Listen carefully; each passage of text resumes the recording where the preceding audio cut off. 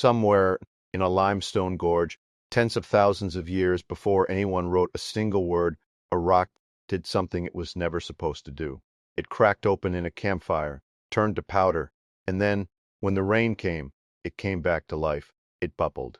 It grew hot on its own. And the humans, who watched it happen, had no idea they were witnessing the birth of every city that would ever be built. This is the history of lime. Not gold, not iron. Lime, the quiet material hiding inside the walls of your house, the fields that grow your food, the water you drink, and even the steel in the building next door. It has buried the dead, healed the sick, ended plagues, and built empires. And almost no one knows its name. If stories like this one pull you in, subscribe now. There are 11 more chapters waiting, and this is only the beginning. Picture the scene. Small band of early humans gathered around a dying fire at the edge of a river gorge. One of the stones they used to build the fire ring was not ordinary stone. It was limestone, soft, pale, full of ancient sea creatures, compressed over millions of years. Heat did something no one expected. It transformed the rocks, very chemistry, turning solid stone into a fragile white powder called quicklime. Then came the rain, and quicklime does not react to water the way sand does, or dirt, or any rock they had ever touched. It hisses, it heats up, it turns into a thick white paste with almost no warning. Imagine touching a stone and feeling it come alive in your hands. Someone, somewhere, smeared that paste onto a cave wall, and when it dried, it did not wash away. It did not crumble like mud. It hardened permanently. Without knowing it, that person had just invented the first building material in human history that could outlast a lifetime. We do not know her name. We never will. But every mortar joint and every stone wall on Earth begins with her curiosity.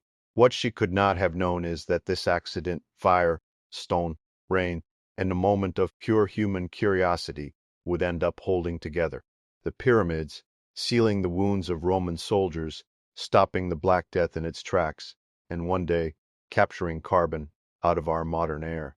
The stone had cracked, but something much bigger had just begun. Thousands of years later, along the banks of a very different river, another civilization would take this same discovery and turn it into monuments built to outlast time itself. How do you build something meant to survive 10,000 years? The ancient Egyptians had an answer most people have never heard, and it was not just the stone blocks everyone talks about. It was what held them together, coated them, and made them gleam. At the Tura quarries along the Nile, workers cut pale limestone with copper tools, block by block, under a merciless desert sun. Oxen dragged the stone across the sand, barges carried it down the river, and at Giza, something extraordinary was rising, not gray, not dull, but blindingly white, catching sunlight from miles away. That brilliance came from lime plaster, smoothed by hand across the pyramids, outer casing stones.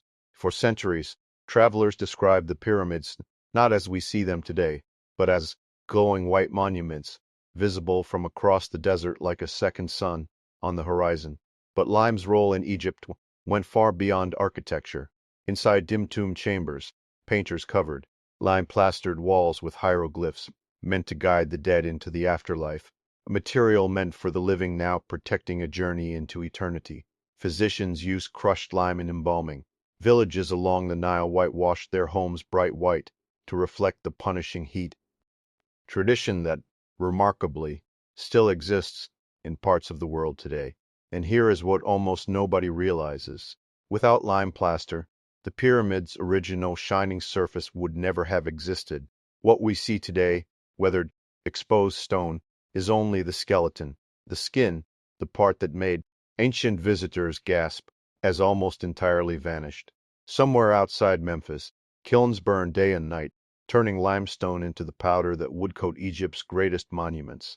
Smoke rose over the desert, like a second industry hidden behind the one everyone remembers. Even Egyptian medicine leaned on this material. Physicians ground limestone into fine paste for wound treatment, unaware they were using one of the earliest antiseptic compounds in human history, centuries before anyone understood what bacteria even were. Egypt proved something the world had not fully understood before, that a simple white material could not just build, it could dazzle, protect, and heal, all at once. Across the Mediterranean, Another civilization was about to take that idea somewhere entirely new, into the human body itself. What if the material used to build temples was also being used to save lives inside them? In ancient Greece, that was not a coincidence. It was a discovery that would quietly shake medicine for the next 2,000 years. Greek builders had inherited the same lime mortar techniques traveling across the Mediterranean world, mixing crushed limestone with volcanic ash to bond temple foundations. But it was Greek physicians who noticed something strange. Lime, applied correctly, seemed to calm wounds instead of worsening them. Long before anyone understood infection, they were treating injuries with a compound we now know had genuine antiseptic properties. At public bathhouses, lime-plastered walls created clean, pale surfaces that were easy to maintain, one of the earliest examples of architecture designed with hygiene in mind. Philosophers walking beneath whitewashed colonnades debated the nature of matter itself, unaware that the very columns beside them held the answer to one of their own questions. How can fire transform stone into something entirely new? Meanwhile, in workshops across the Greek world, fresco painters discovered something remarkable. If they applied pigment directly onto wet lime plaster, the color did not just sit on the surface. It fused with the material as it dried, becoming part of the wall itself. Colors that would last for centuries, bonded at a chemical level nobody could yet explain. And down at the harbor, shipbuilders pressed lime-based compound to the seams of wooden hulls, sealing vessels against the sea. The same substance holding up temples was now keeping sailors alive on the open water. By the time young apprentices were learning to mix mortar under the guidance of master masons, lime had become something more than a building material in Greece. It was medicine. It was art. It was protection at sea. One civilization had found four uses for a single accidental discovery. Even the marketplace felt lime's influence. Merchants sold it in sacks beside pottery and grain, an ordinary commodity that, quietly, touched nearly every part of daily life, without anyone treating it as remarkable. But none of them had yet unlocked its greatest secret, the one that would let an empire build structures, unlike anything the world had ever seen, structures that are, remarkably, still standing today. Here is a question that should be impossible. Why is a 2,000-year-old Roman harbor still standing in the sea, while modern concrete structures crumble in under 100 years? The answer involves lime, and a secret we are only now beginning to fully understand. Roman engineers took the lime mortar techniques of the Greeks and combined them with something new, volcanic ash from the region around Pozzuoli. When mixed with slaked lime and water, this ash created a material unlike anything the ancient world had seen. Romans called it opus caementitium. We call it the birth of concrete. Unlike ordinary mortar, this mixture could be poured, shaped, and molded, freeing architects from the limitations of stacked stone. The results were staggering. Aqueducts stretched across valleys, carrying water for miles on graceful concrete arches. The Colosseum rose in concentric rings of concrete and stone, capable of holding 50,000 spectators. And above it all, the Pantheon's dome, still the largest unreinforced concrete dome on Earth, remains structurally sound. After nearly 2,000 years, for centuries, historians assumed Roman concrete simply happened to be durable. Recent research tells a different story. Scientists have discovered that Roman concrete contains microscopic mineral structures capable of self-healing.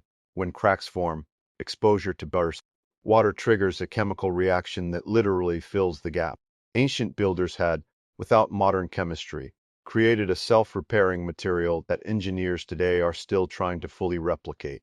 Roman seawalls, submerged in salt water for 2 millennia, have actually grown stronger over time, the opposite of what happens to modern reinforced concrete, which corrodes and fails within decades. Think about that. An empire that fell more than 1,500 years ago built material science that, in some ways, we still have not caught up to. Roman workers who mixed this material by hand, sweating under the Mediterranean sun, had no idea they were creating something future civilizations would spend centuries trying to rediscover. They were simply following a formula passed down through generations of builders, a formula that worked, even if no one fully understood why. But as Rome's empire eventually crumbled, so did the knowledge behind its greatest secret. The formula was lost, and for over 1,000 years, no one would build anything quite like it again. After Rome fell, the world did not just lose an empire. It lost a formula. In 4 centuries, nobody in Europe knew how to build like the Romans once had. So how did medieval builders manage to raise cathedrals that still soar hundreds of feet into the sky? The answer was patience and monasteries. Behind monastery walls, monks kept alive the older, simpler lime mortar techniques of the ancient world, burning limestone in small kilns and mixing mortar by hand. It was not Roman concrete, it was something more modest, but it was enough to build some of the most breathtaking structures in human history. Stone by stone, cathedral walls rose across Europe, held together by lime mortar mixed in wooden troughs by craftsmen who would spend their entire lives on a single building. Fresco painters covered chapel walls with saints and scenes from Scripture, pressing pigment into wet lime plaster, using the same fresco technique the Greeks had discovered centuries earlier. Stained glass windows scattered colored light across pale, lime-washed stone, creating interiors that felt less like buildings and more like something otherworldly. In villages surrounding these great cathedrals, something simpler was happening too. Families whitewashed their cottages with lime, brightening entire streets, and, without realizing it, killing surface bacteria and mold in the process, a folk tradition rooted in genuine, if unexplained, science. But there was a darker use coming as monks quietly stockpiled lime within monastery walls. Few could have predicted just how urgently that same material would soon be needed, not for walls, not for art, but for something no one wanted to imagine. Master masons trained apprentices for years before, trusting them to mix mortar correctly, a skill passed down almost like a sacred rite, because a poorly mixed batch could mean the difference between a wall that stood for centuries and one that collapsed within a decade.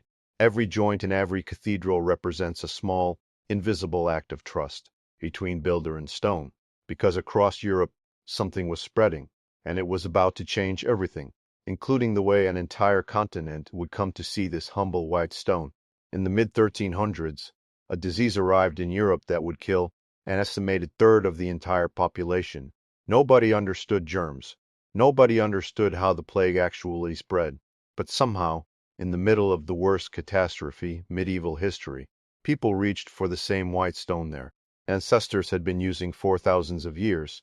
As bodies overwhelmed cemeteries, city officials ordered mass graves dug at the edges of towns, and into those graves, workers poured layer after layer of quicklime. It is often assumed this was purely about controlling odor, but historical and forensic evidence suggests something deeper. Physicians of the era genuinely believed lime helped purify what they call bad air, a theory rooted in flawed science, but one that led them toward a material that did, in fact, carry real antimicrobial properties. Physicians in beaked masks moved through empty streets, instructing terrified families to whitewash the interior walls of their homes. City governments distributed sacks of lime to households, treating public wells with it in hopes of purifying drinking water. None of it stopped the plague. The true cause, a bacterium spread by fleas, would not be identified for another 500 years. But the instinct was not entirely wrong. Lime does kill many pathogens on contact. What is remarkable is what modern archaeology has revealed. When researchers excavate medieval plague pits today, they often find skeletal remains remarkably well preserved, not because the bodies were mummified, but because lime altered the surrounding soil chemistry, in some cases slowing decomposition in ways scientists are still studying. A material discovered by accident around a campfire had now, without anyone fully understanding why, become humanity's most trusted weapon against an invisible enemy. Priests recited final rites over freshly covered graves, candlelight flickering against a landscape scarred by loss. And yet, in the quiet aftermath, something resembling hope began to return, measured not in celebration, but in a simple, determined act of brushing white lime across a doorway, one home at a time. And when the plague finally faded, survivors did not abandon this substance. They began using it more than ever, starting with the walls of their own homes, and eventually, entire villages. Have you ever wondered why so many coastal Mediterranean villages are painted the exact same brilliant white? It is not just tradition, it is a habit that quietly saved lives for generations, and one that eventually crossed an entire ocean. Along the coastlines of Greece, Spain, and southern Italy, entire hillside villages became covered in lime whitewash. The reason was not purely aesthetic. White lime reflects sunlight, keeping homes cooler in brutal summer heat. It resists mold in humid coastal air, and it requires nothing more than a brush, water, and a material that had already been used for thousands of years. What began as post-plague caution slowly transformed into something else entirely. Identity. These villages did not just survive using lime, they became famous for it. Meanwhile, at busy Mediterranean shipyards, shipbuilders continued an older tradition, coating wooden hulls with lime-based compounds to protect against rot and marine growth. As European ships began sailing further than ever before toward the Americas, toward Africa, toward Asia, they carried barrels of processed lime in their cargo holds, alongside food, tools, and hope. In new colonial settlements, builders faced a problem. No familiar limestone quarries nearby, so they improvised, crushing coral and seashells into workable lime mortar, adapting an ancient European technique to entirely unfamiliar coastlines. Colonial forts, churches, and homes rose using this improvised material, blending Old World knowledge with New World resources. But this expansion came at a devastating human cost. Many colonial lime kilns were operated by enslaved and indentured laborers, working under brutal conditions to fuel Europe's growing appetite for construction material. It is a part of lime's story that deserves to be told honestly, not glossed over, because behind every gleaming white colonial building lies labor that was rarely, if ever, freely given. Back in Europe, cities receiving these colonial shipments were expanding faster than ever, their skylines rising on the strength of imported lime and mortar. It was a global trade network built on a material so ordinary that almost no one stopped to ask where it had actually come from. As ships carried lime across oceans in both directions, another crisis was quietly building back on land, one that had nothing to do with plague, and everything to do with what was happening beneath the soil of Europe's farms. By the 18th century, European farmers faced a slow, invisible crisis. Generations of intensive farming had made soil more acidic, and crops were failing in fields that had once been fertile. Nobody understood why. The answer, once again, was already sitting in the ground beneath their feet.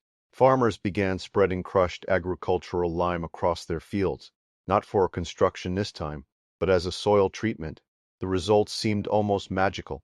Depleted, lifeless soil that once crumbled into dry, useless dust began producing healthier, more abundant crops within a single growing season. What farmers were witnessing, without the scientific language to explain it, was a fundamental chemical reaction. Lime neutralizes soil acidity, raising its pH and unlocking nutrients that plants could not previously absorb: nitrogen, phosphorus, potassium, nutrients that were always there, simply locked away in soil too acidic to release them. As word spread between neighboring farms, agricultural scientists began studying the effect more formally, testing soil samples and documenting the dramatic difference between treated and untreated fields at agricultural fairs across the countryside. What had started as folk wisdom was becoming genuine soil science, one of the earliest examples of applied agricultural chemistry in human history. The impact was staggering. Regions that adopted lime treatment saw crop yields increase substantially, contributing directly to population growth across Europe in the centuries that followed. It is a connection rarely made in history classes, but it is worth sitting with. The same material that built the pyramids and stopped the plague also helped feed the growing population of an entire continent. Farmers who once watched their fields fail season after season now passed down lime treatment as essential knowledge to their children, alongside crop rotation and irrigation, a quiet agricultural revolution, hiding in plain sight, unremarked upon in most history books, yet responsible for feeding millions. And yet, this was still lime. In its oldest, simplest form, earned limestone, crushed and spread by hand or horse-drawn cart. Nobody could have predicted that within a century, an accidental discovery in a modest workshop would transform this ancient material into something the world had never seen before. The Industrial Revolution needed steel. It needed glass. It needed cities to grow faster than anyone thought possible. And underneath every single one of those achievements, an ancient material was quietly working overtime. Lime kilns that had once burned modest, small-scale batches for local farms, and villages were replaced by massive continuous burning industrial kilns, some standing several stories tall, operating around the clock across the smoke-filled valleys of a rapidly industrializing Europe. In steel foundries, lime became essential as a flux, a substance added to molten iron to bind with impurities and remove them from the metal, purifying steel strong enough to build railways, bridges, and the skeletons of the first skyscrapers. Without lime's purifying chemistry, the steel industry as we know it simply could not have existed. Glassmakers discovered something equally crucial. Adding lime to molten glass dramatically increased its durability and resistance to weathering. The difference between glass that clouded and crumbled within years, and glass strong enough to become the windows of an entire industrial age. That clear glass pane in front of you, wherever you are watching this, its stability traces directly back to lime chemistry refined during this era. As cities exploded in population, packed with workers flooding in from the countryside, urban sanitation became a genuine crisis.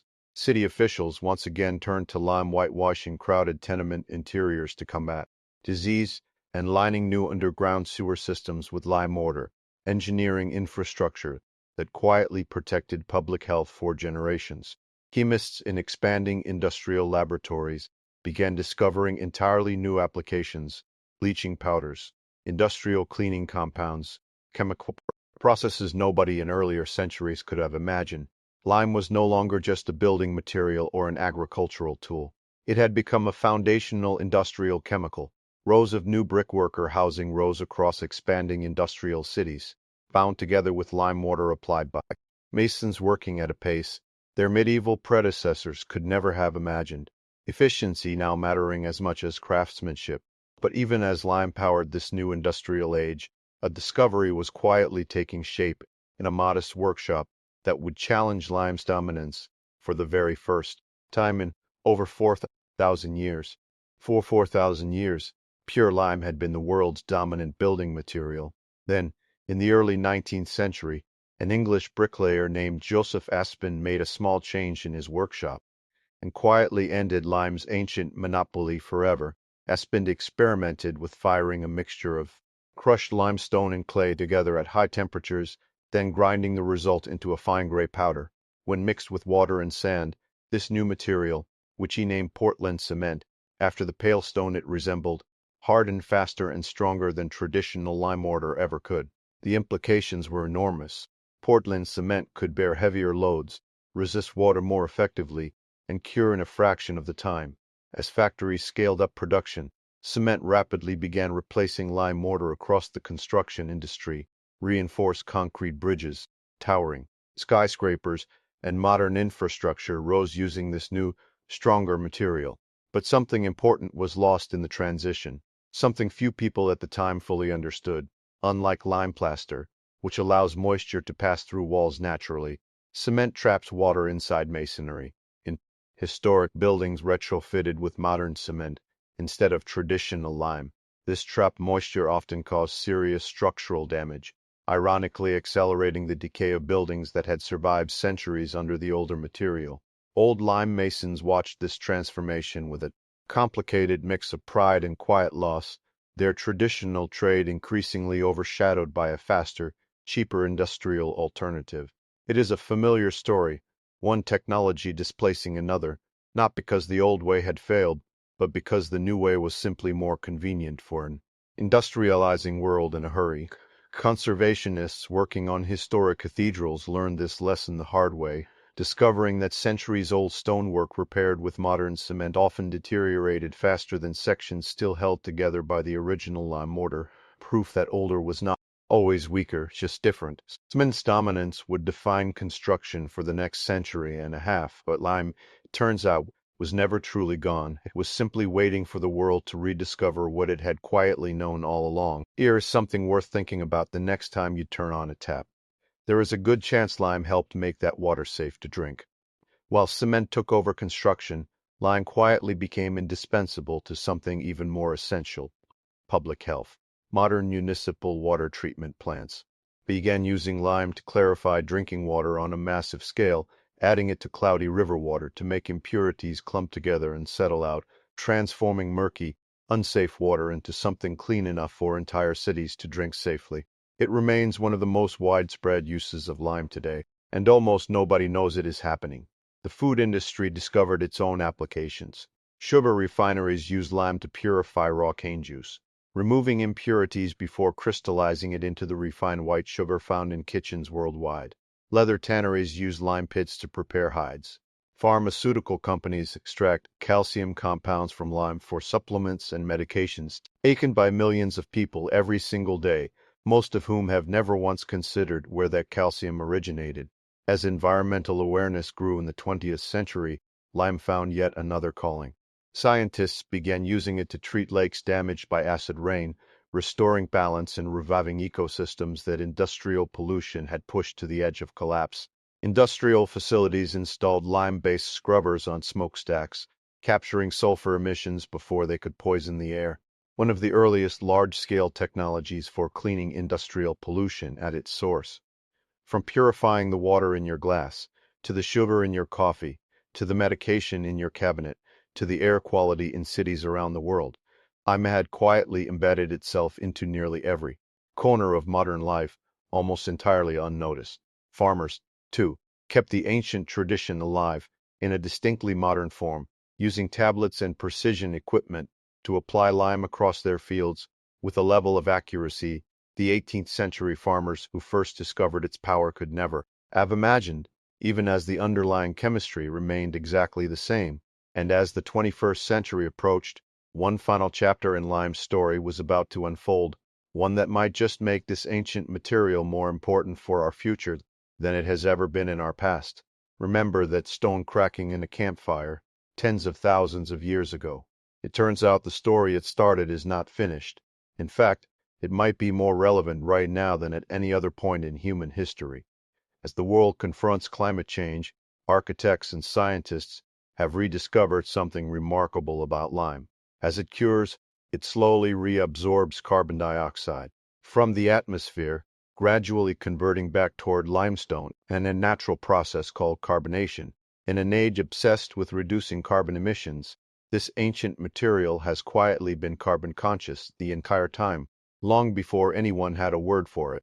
A growing movement of sustainable builders has begun returning to traditional lime plaster instead of modern cement, valuing its breathability, its lower carbon footprint, and its remarkable ability to be reused and reworked rather than demolished and discarded. Some researchers are even exploring lime kilns equipped with modern carbon capture technology, powered by renewable energy, combining a 4,000-year-old material with 21st century engineering. Conservation architects continue restoring historic cathedrals with the same traditional lime mortar techniques used by medieval masons. Understanding now what those craftsmen seem to know instinctively, that some materials simply age better when treated with respect rather than replaced with convenience. Think about everything this one material has touched. It sealed the wounds of Greek soldiers, it built domes that have stood for 2,000 years.